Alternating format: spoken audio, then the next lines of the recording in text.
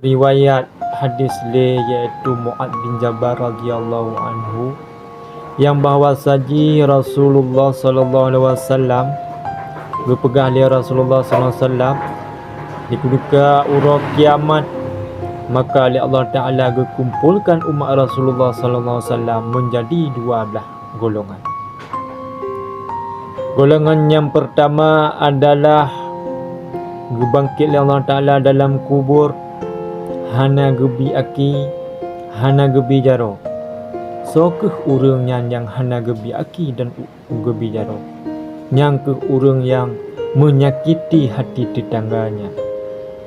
Dan urang yang galam bertaubat yang masalah dunia hingga urang yang mati. Yang kedua, di ketika dibangkit Allah Taala dalam kubur, iaitu urang yang berbentuk oleh Allah Taala bentuk binatang. Nah, riwayat binatangnya iaitu berupa babi. Apa penyebab urang yang sehingga jika berbentuk oleh Allah Taala dengan binatang? Maka penyebab urang yang berbentuk dengan binatang hana lain iaitu urang yang meremehkan waktu sembahyang. Ketika katok waktu sembahyang, urang yang pentruk-entruk, petelak-petelak, bahkan hana ke sembahyang. Na'udzubillah, subhanallah.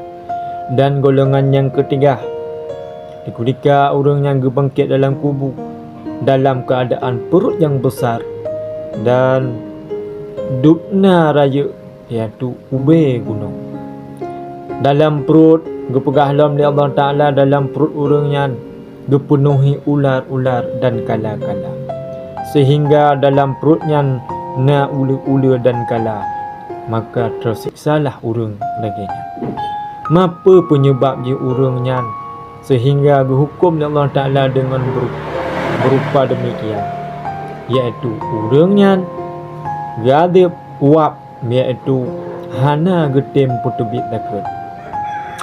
Jatah katuk masa putubit dakut, baik dakut menyangkut dengan tijarah ataupun menyangkut bebejiat dan dakut yang lain lah. Kah jatah putubit, tetapi urangnya hana getem putubit. Dan urangnya hana getrau obat dalam masalah tu. Dan yang keempat, ketika bangkit dalam kubur, maka abah urangnya mengalir darah, ditebit darah. Sedangkan usus urangnya getubit cik, iaitu api dalam abah dan mulut. Sehingga penyebab urangnya jut laginya iaitu urangnya berdusta dalam belah pulau. Yang kelima, golongan yang kelima iaitu gepubai busuk terhadap urangnya, yang mana riwayat dipna habis busuk iaitu lebih daripada bangkit. Masa ke urangnya yang kebusuk oleh Allah Taala, iaitu hana lain urang-urangnya yang mesomsom ataupun yang pubut maksud secara somsom daripada hadapan manusia. Dan urangnya hana takut terhadap Allah Taala, maka geteje pubut maksud. Dan urangnya mati segala bertobat. Dan golongan yang keenam dikumpulkan dalam kubur, dibangkitkan urangnya hana gepuna lidah di Allah Taala. Hana gejuk lidah di Allah Taala di ketika kagak bangkit urangnya. Dan dalam abah goknya mengalir darah cik dan nanah. Apa penyebab sehingga je hukum lagi yang orang? Engkehnya urang-urang di ketika je ke saksi, di ketika goknya saksi pemantau, iaitu hana secara betul, maka urangnya gadib lagi. Dan yang ketujuh, iaitu urangnya getakdir oleh Allah Taala hana takut. Masa urang-urang yang hana takutnya, iaitu urang-urang di ketika saksi berdusta dan berbohong, pegah menu, pegah mendek, maka kebiar dia. Dan yang ke-8, Allah beri adab kepada orangnya, iaitu contohnya menunduk kepala, sedangkan kaki dan kepala serta farajnya gebuh oleh Allah Ta'ala berupa bercampur dengan darah dan nanah. Maka urung-urungnya iaitu bertanda oleh Allah Ta'ala urung-urung ahli zina. Dia urung-urung ahli zina lagi yang lebih kuman Allah Ta'ala. Dan urung yang hana getaubat. Dan yang kesekurang iaitu gepu hitam wajah oleh Allah Ta'ala terhadap urungnya, ya, serta mata melotot, perutnya dipenuhi dengan api.